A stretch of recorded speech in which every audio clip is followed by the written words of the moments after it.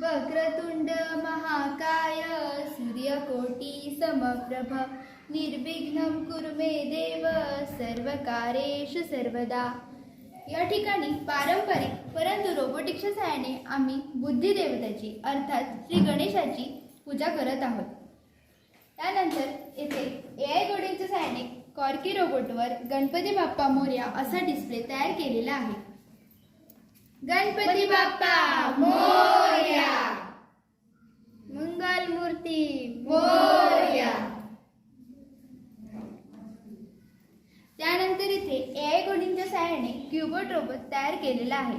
श्री गणेशाचा आवडता नैवेद्य म्हणजेच मोदक हा रोबोट घेऊन जात आहे।